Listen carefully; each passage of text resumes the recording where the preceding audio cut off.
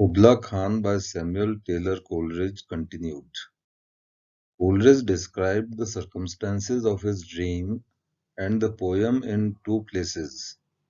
On a manuscript copy written sometime before 1816 and in the preface to the printed version of the poem published in 1816.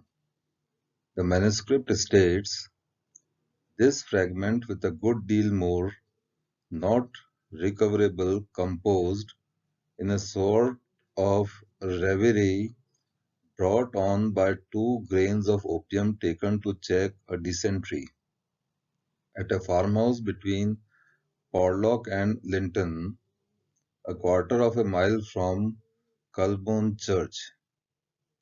The printed preface describes his location as a lonely farmhouse between Porlock and Linton, on the Exmoor confines of Somerset and Devonshire, and embellishes the events into a narrative which has sometimes been seen as a part of the poem itself.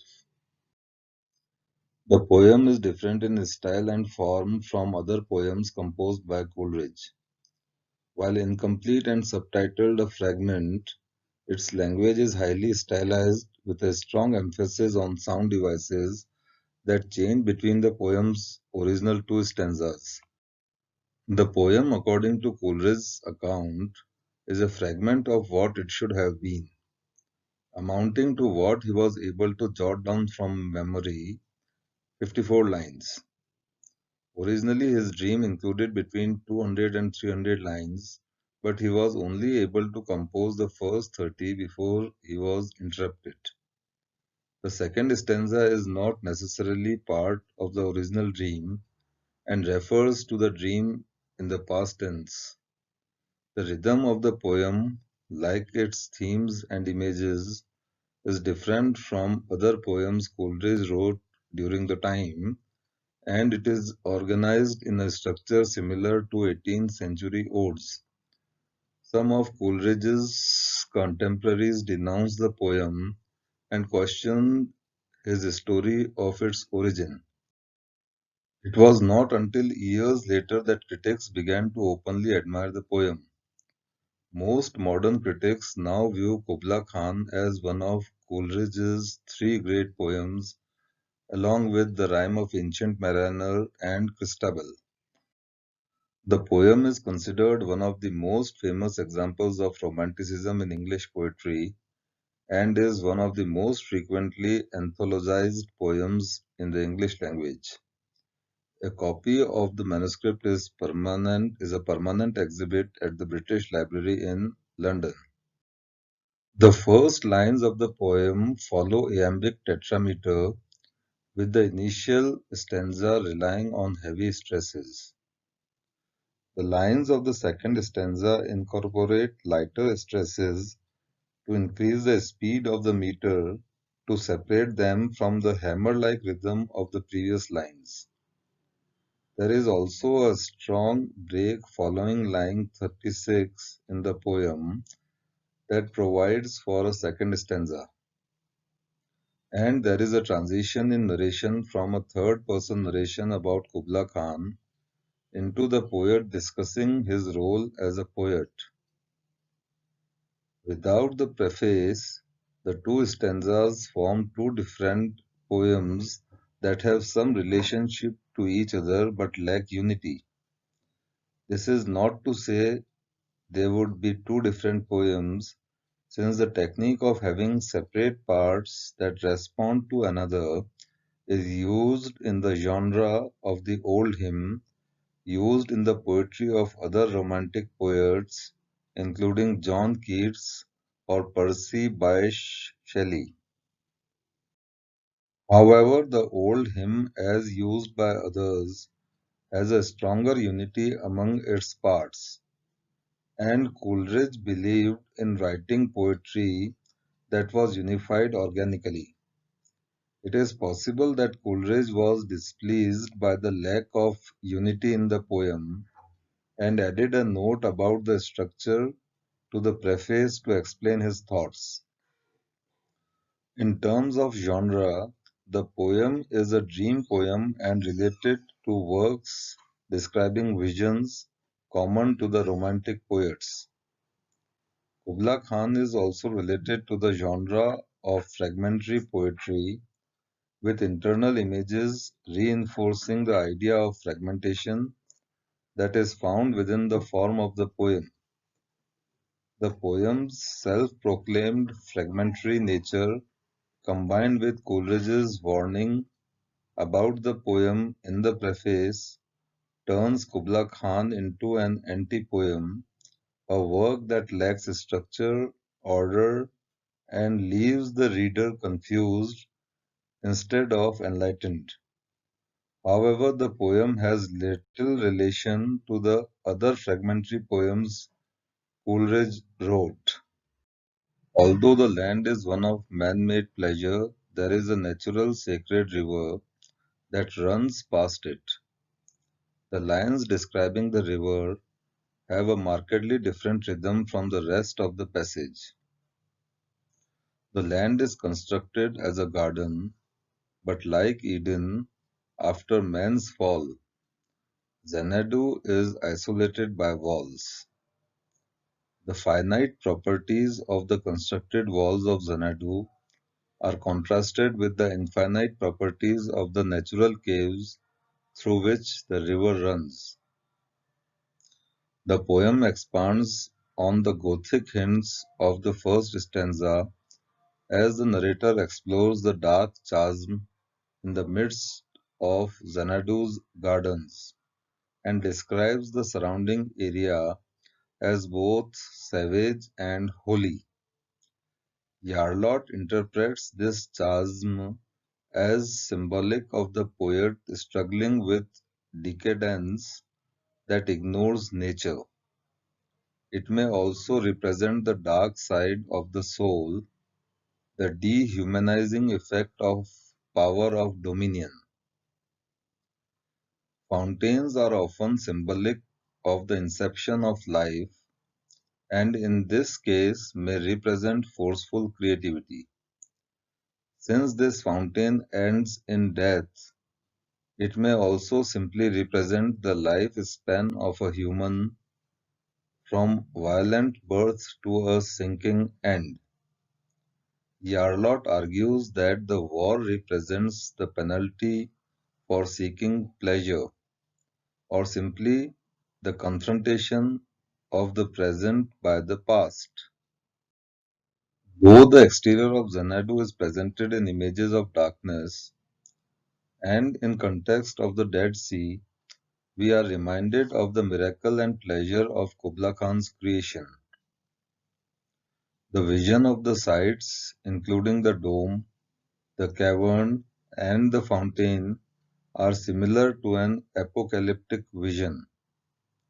Together, the natural and man-made structures form a miracle of nature as they represent the mixing of opposites together, the essence of creativity. In the third stanza, the narrator turns prophetic, referring to a vision of an unidentified Abyssinian maid who sings of Mount Abora. Harold Bloom suggests that this passage reveals the narrator's desire to rival Khan's ability to create with his own. The woman may also refer to Mnemosyne, the Greek personification of memory and mother of the Muses, referring directly to Coleridge's claimed struggle to compose this poem from memory of a dream. The subsequent passage refers to unnamed witnesses who may also hear this, and thereby share in the narrator's vision of the replicated ethereal Xanadu.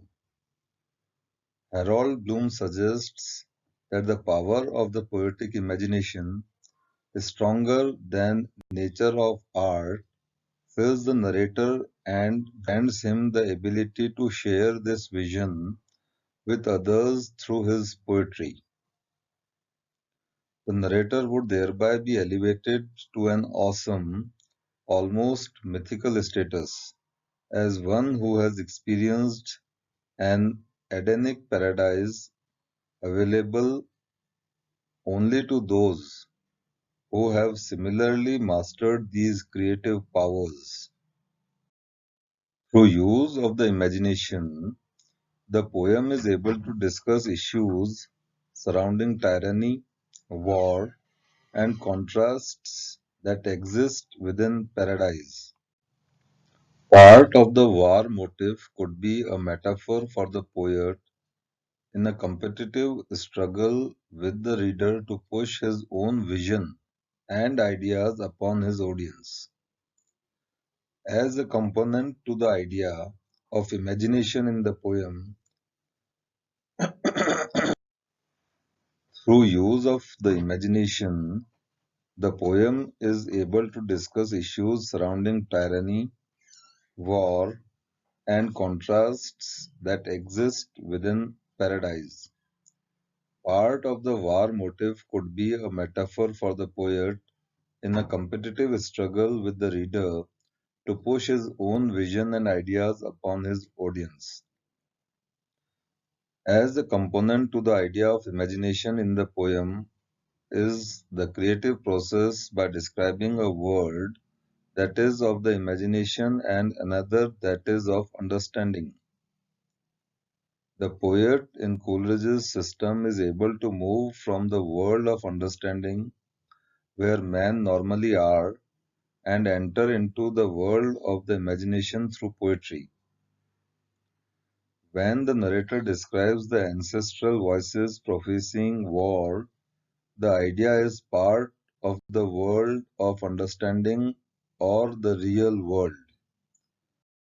As a whole, the poem is connected to Coleridge's belief in a secondary imagination that can lead a poet into a world of imagination, and the poem is both a description of that world and a description of how the poet enters the world.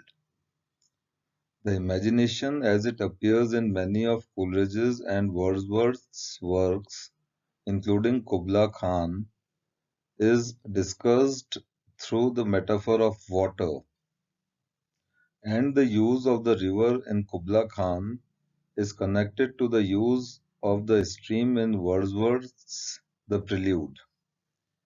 The war imagery is also related to the divine and nature, and the poet is able to tap into nature in a way Kubla Khan cannot to harness its power. The treatment of the supernatural. Coleridge is preeminently a poet of the supernatural, but he does not belong to the school of the late 18th century writers of Gothic romance, whose works are marred by indiscreet accumulation of crude horrors. Today they do not appeal to us because they violate our sense of probability. The incidents described by them do not strike us as true as capable of having happened. Coleridge also makes use of supernatural agencies and situations, but he makes it sure that they appear to us as natural. When he started writing, he said that he was aware that his major problem was how to make his presentation of the supernatural elements acceptable, how to get from his readers that willing suspension of disbelief for the moment which constitutes poetic faith. And it must be acknowledged that he solved this problem in the most convincing manner. Another very important feature of Coleridge's treatment of the supernatural is a very subtle blending of the natural and the supernatural. The two are so indistinguishably fused with each other that it is very difficult to locate where the one ends and the other begins.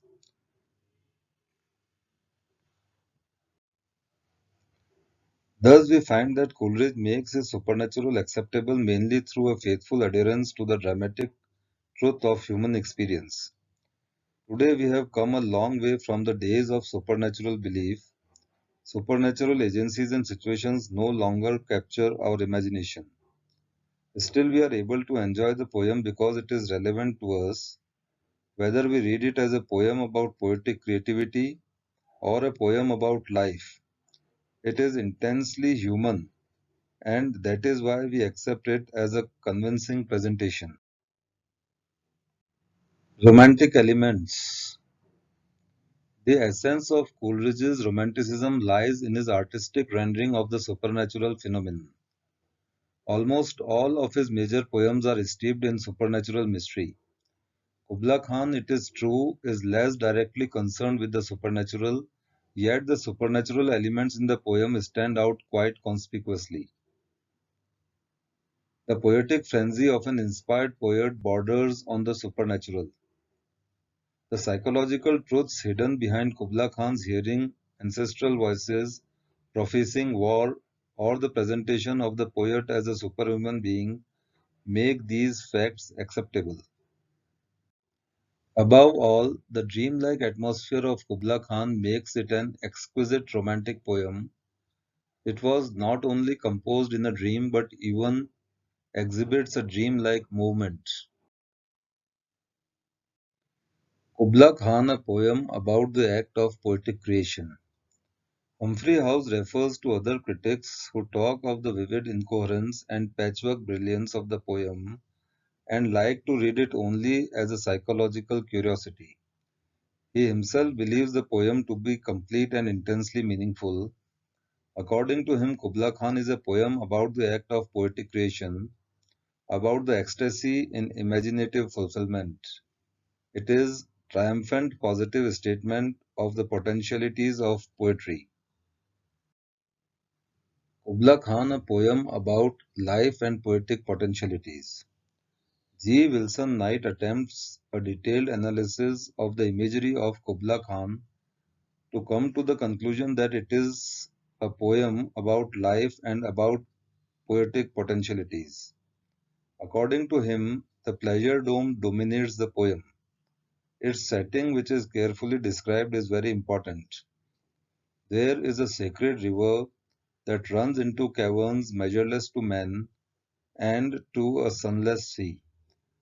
That is, the river runs into an infinity of death. The marked out area through which it flows is, however, often of one of teeming nature, gardens, rills, incense-bearing trees, and ancient forests. Wilson Knight takes the river to be a symbol of life, since the sacred river which runs through nature towards death should in some sense correspond to life.